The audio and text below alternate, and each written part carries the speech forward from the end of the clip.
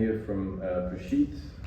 He's an HVAC solutions consultant for the Panasonic Hussmann group, a major player globally and as well as here in Australia, New Zealand and the wider Oceania region. And he's going to talk a little bit about what their strategy is with natural refrigerants, some of the strategic partnerships that have been announced just yesterday, and so on. So a round of applause please to Preshit.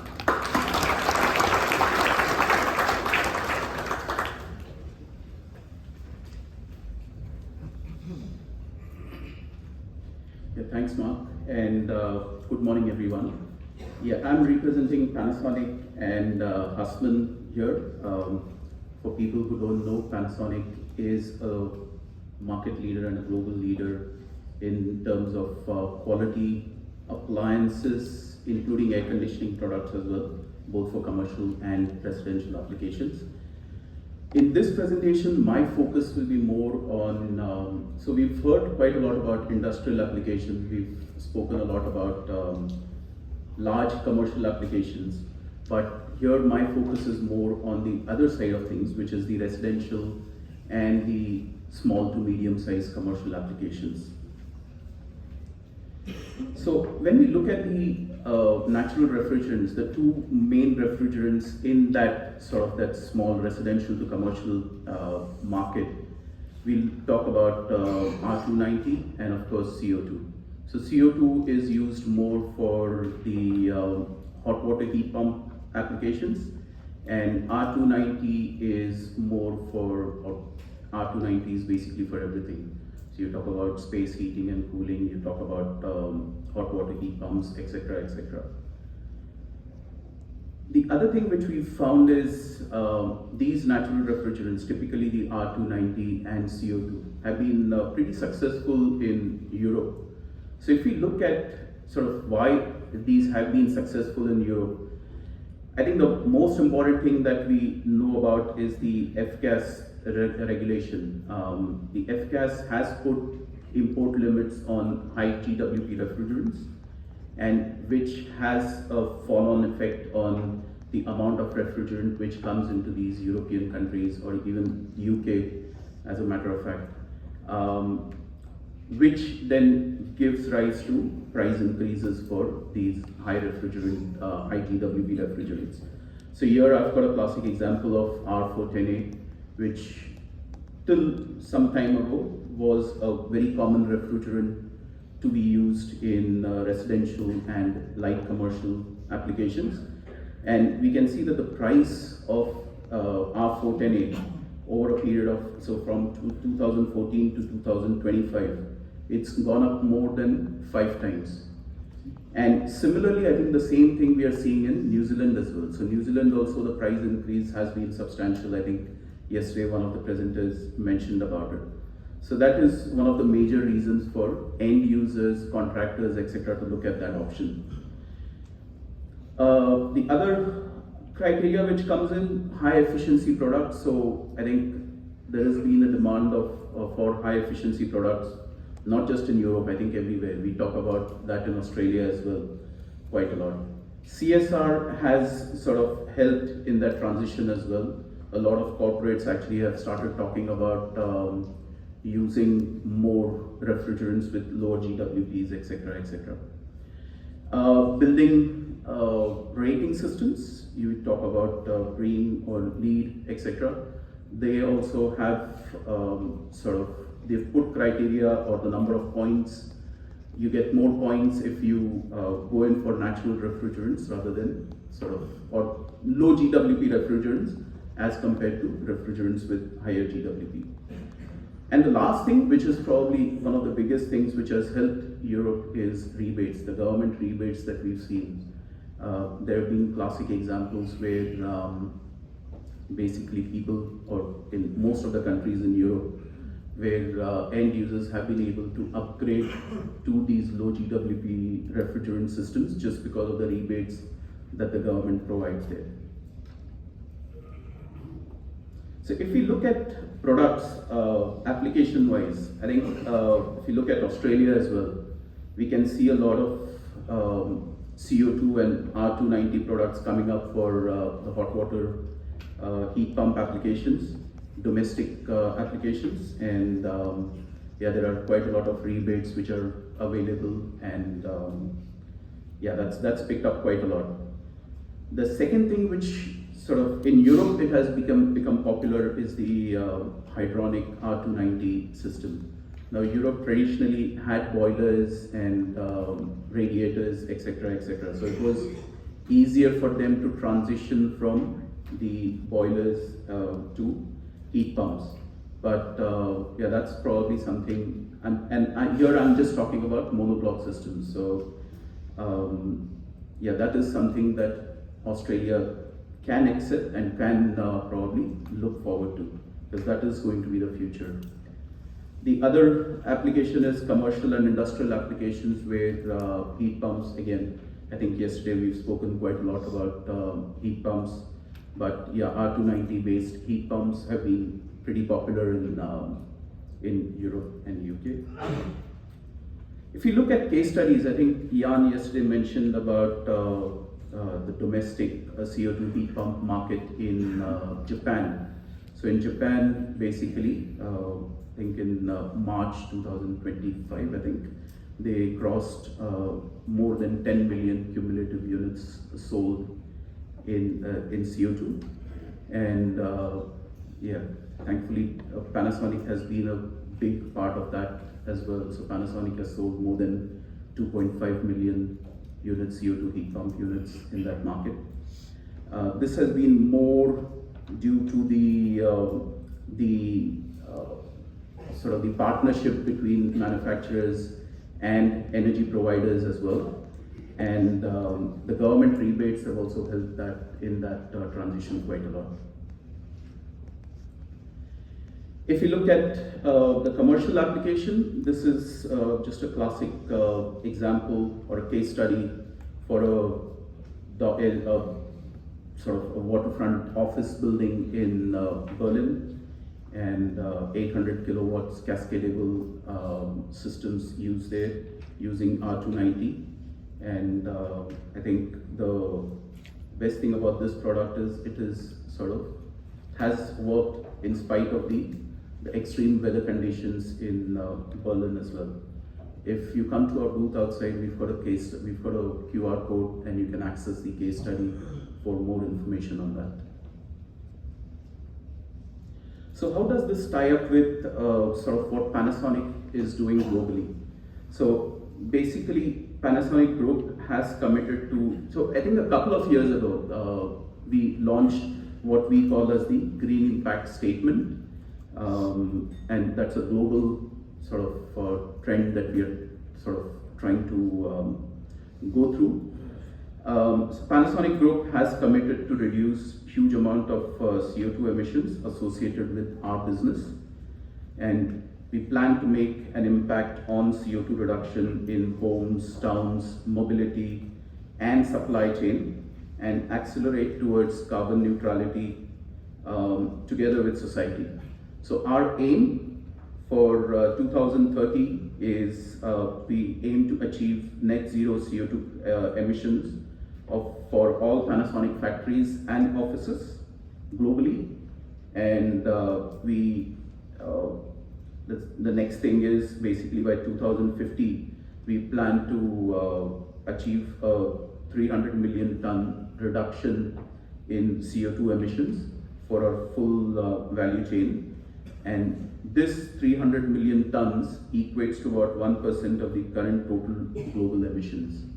So I think with that, I'll probably ask Vinney from Hussmann to come around and make an announcement as well.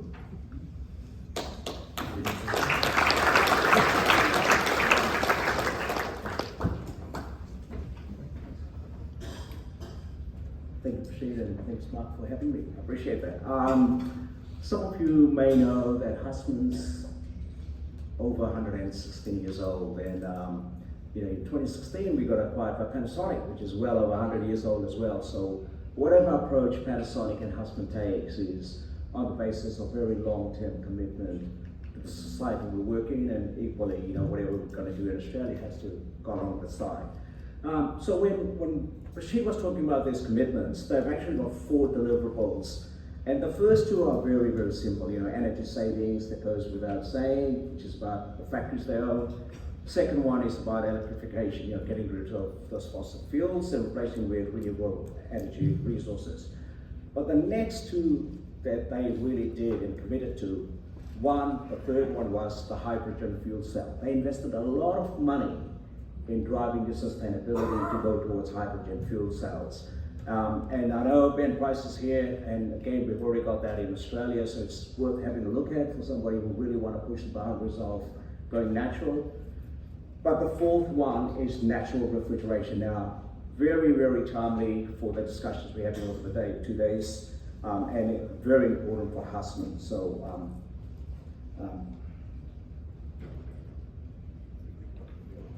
there we go. So what has Hussmann been doing? So one of the things we have been working on in the last 5 years is developing our new cases. The P-Series, it is fully optimized for transcritical CO2. So we started with that in mind and we finished with that in mind.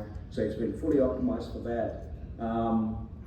About 3 years ago, we also made a decision to actually go 100% self-contained with R290.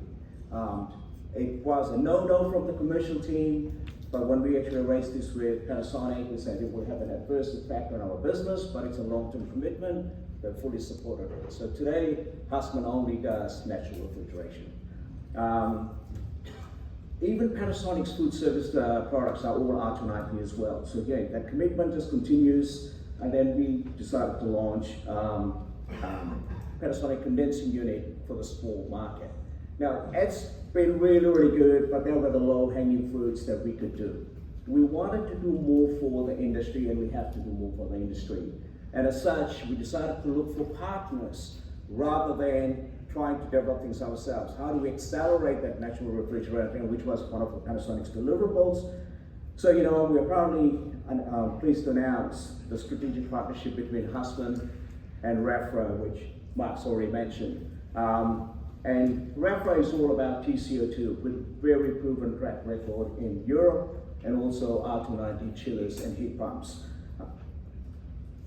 So as you can see, we already got Panasonic condensing unit for a small scale, but going forward, we're talking about doing much more with REFRA in terms of TCO2, which extends all the way to large installs. And I'm going to call out some stats that we were talking yesterday, 22% in New Zealand. And I've got Darren there, who's from our New Zealand team. We have over 200 technicians. We have a lot of knowledge in TCO2. So Darren's really led that whole drive in New Zealand. So we have a lot of know-how that we're now ready to bring to Australia as well from New Zealand, but equally working with REFRA, we wanted to bring more TCO2 here. And secondly, the heat pump.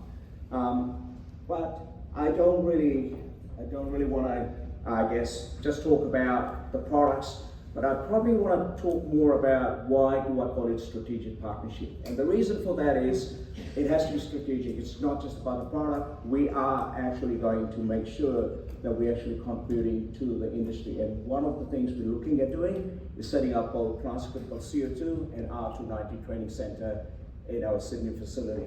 We're also going to look at bringing some of the manufacturing of the heat pumps and transcritical CO2 units into Glendenning, working with REFRA in the partnership. So I do want to say thank you to Alex Edge, Alona and Ivaldas from REFRA for being here. So as we develop, our industry in terms of really supporting it, so we look forward to doing that. But I've got one more slide that came up and that got added. Thanks, Jan, for that. I heard yesterday about the support for the Training Institute. So we have got a 4 horsepower unit out there. So this is more of an impromptu offer. If any of the training centers want to take us the sponsorship, we'll be more than happy to give that 4 horsepower unit to go into the training center. So thank you very much.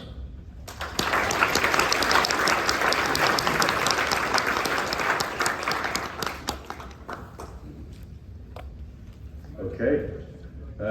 All right. Do we have any questions? Yep. Got a hand going up over there. Wait, let me just check time. Yeah. Okay. We can take 1, maybe 2 questions. Yep. Thanks for the presentation, Preshit.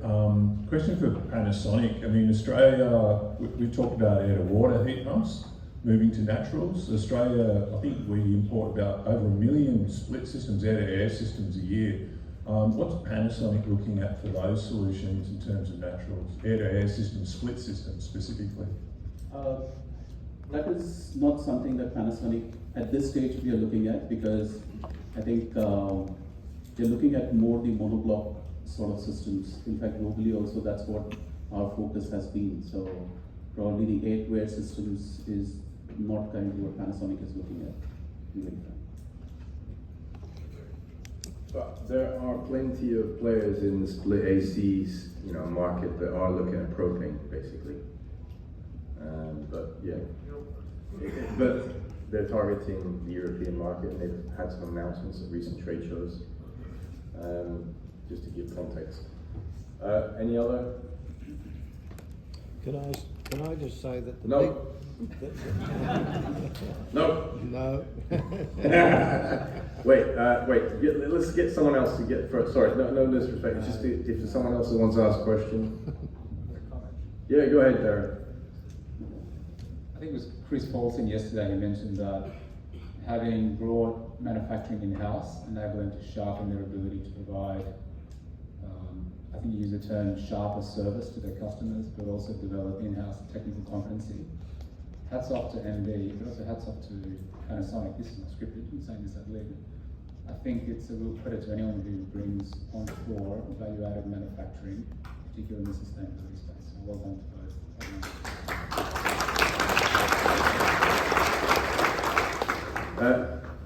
Alexei, putting you on the spot now. He has no idea I was going to say this. He's the CEO of EFRA. You want to put your hand up so that we get the microphone over to you. So just, EFRA has been mentioned. They're one of those super innovative European players that we're going to hear more and more about. So really excited to see how that has an impact here in Australia. Do you want to say anything? Actually, thank you for Hussmann. We never thought that somebody so big player will take us as a partner, because we in the last few years we call our company as a startup, because for more than 30 years we were working without a clear vision.